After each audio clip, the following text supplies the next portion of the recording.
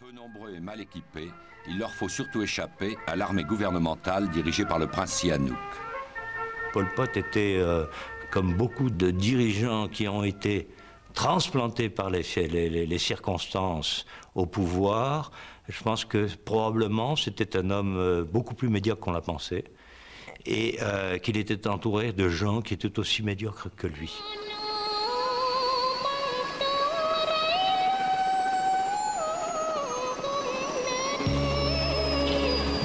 La guerre du Vietnam facilite le mouvement de révolte de Pol Pot, surtout quand elle s'étend au Cambodge.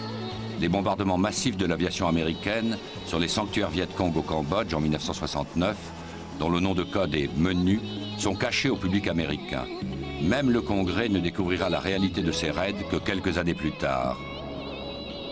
Nixon a été élu, Kissinger est secrétaire d'État, ils veulent se dégager de la guerre du Vietnam, ils ont pris des contacts avec les Chinois et ils sont en train de réaliser ce qu'ils ont appelé la politique de vietnamisation, c'est-à-dire de remplacer le corps expéditionnaire américain par des troupes sud-vietnamiennes. Or, ils sont convaincus, et c'est en grande partie vrai, que l'essentiel du ravitaillement des Viet Cong dans le sud se fait par la piste Ho Chi Minh du côté cambodgien de la frontière. C'est ça l'élément déterminant. Alors face à cela, la politique neutraliste que Sihanouk a voulu suivre, il est dépassé par des forces qui sont trop puissantes et qu'il ne peut plus contrôler. Le système Sihanouk, qui était un système très conservateur, qui s'appuyait sur la tradition agricole, la tradition du demi-dieu, du dieu-roi cambodgien, ce système, bon, ben, face aux événements, face à la pression de la Deuxième Guerre d'Indochine, ce système n'a pas les moyens de résister à ce qui se passe. Quant aux Khmers rouges, pour résumer à l'époque, il se trouve dans le nord-est du Cambodge, à Mondulkiri, à Ratanakiri, donc sur un territoire qui est occupé, qui est protégé par les Viet Cong, et à ce moment-là, il joue un rôle tout à fait mineur dans ce qui se passe au Cambodge. L'élément qui va être déterminant dans le coup d'État, c'est la révolte de l'établissement cambodgien contre son prince.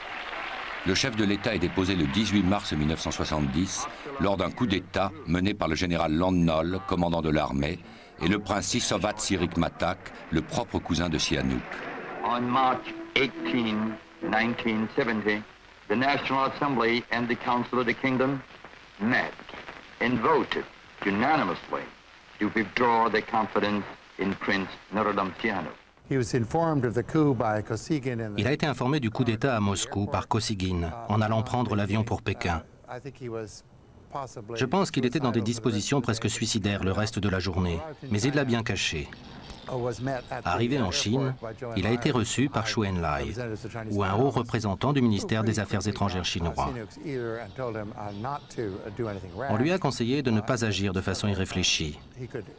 On lui a dit qu'il aurait un rôle important à jouer par rapport aux individus qui avaient organisé ce coup d'État, et surtout dans la reconstruction du Cambodge.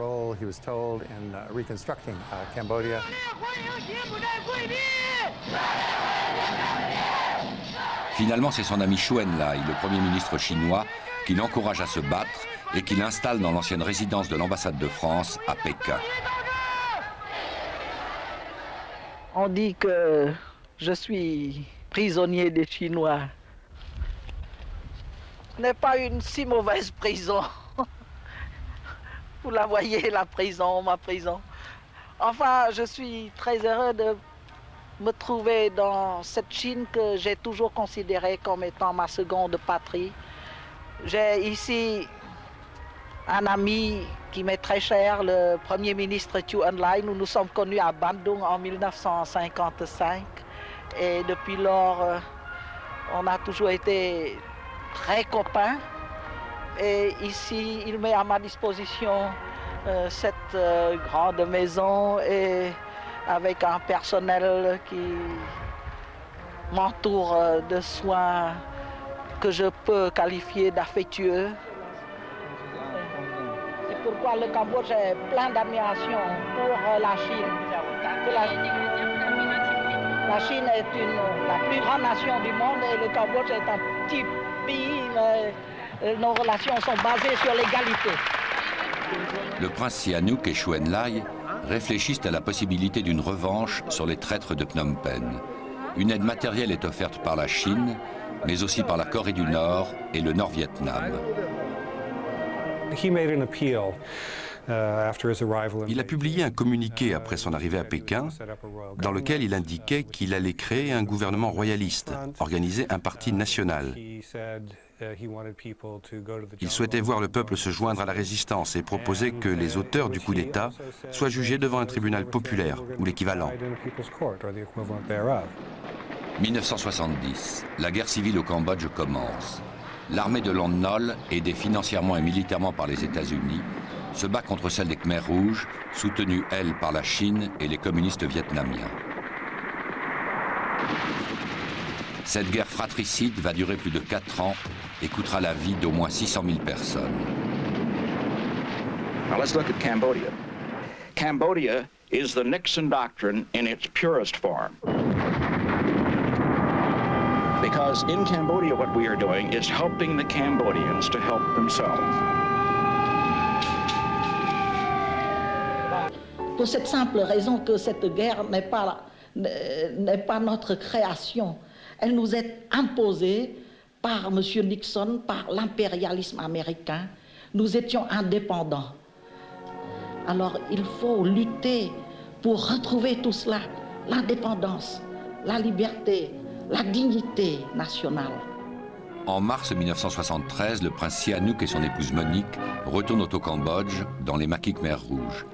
L'objectif de ce retour historique est clair, montrer à l'étranger que la résistance contre Lon Nol et les Américains existe. Ce voyage n'est pas sans danger, mais on a parfois l'impression que le prince, qui dit lui-même le commentaire de ce film, se comporte un peu comme un touriste. Un citoyen de la ville de Stung Treng, une ville frontalière, met à ma disposition une Mercedes, sa Mercedes grise, bien camouflée par nos guérilleros, avec des feuillages.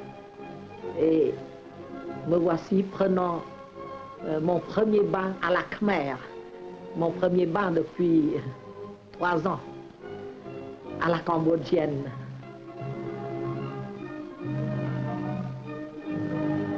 Voici un moment de repos au milieu du chemin. Je travaille, je parle de mon pays avec mes collaborateurs, M. Ion Sari, envoyé spécial de la résistance intérieure, ma femme qui prend des notes sur un petit carnet.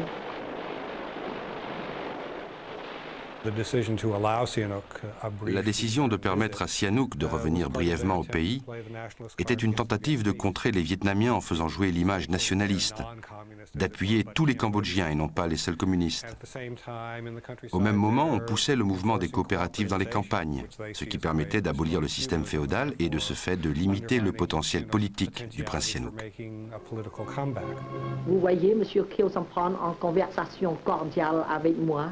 Il est bien vivant. Voici de nouveau Hunem et des leaders de l'armée populaire. Les noms des vrais chefs Khmers rouges tels que Pol Pot ou Nuon Chea ne sont jamais révélés. Pour le prince, c'est Khieu Samphan, un personnage respecté à cette époque au Cambodge, qui est le dirigeant de la résistance. Pol Pot, quant à lui, reste volontairement à l'écart, ce qui ne l'empêche pas de tirer les ficelles. Prié par les photographes de l'armée populaire de poser ensemble pour une photo souvenir.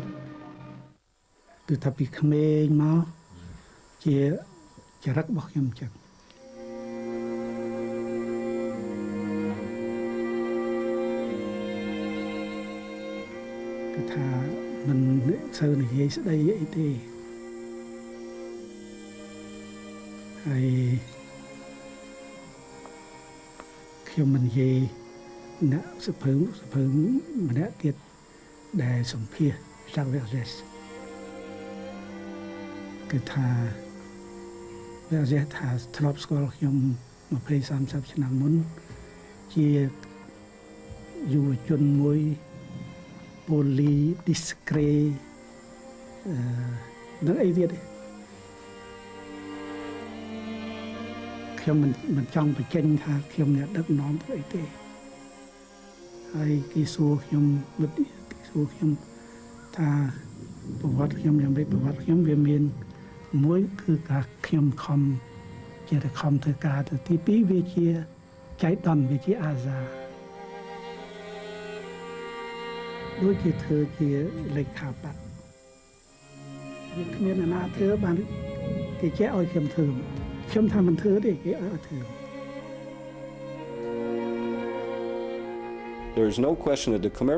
Il est indiscutable qu'en 1970, les Khmers rouges étaient un petit groupe armé communiste sans grande importance en Indochine.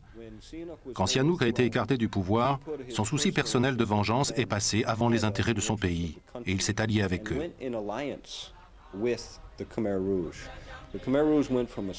En l'espace de quelques mois, les Khmers rouges, d'abord un groupe armé de 5000 hommes, sont devenus une armée de plus de 100 000 hommes.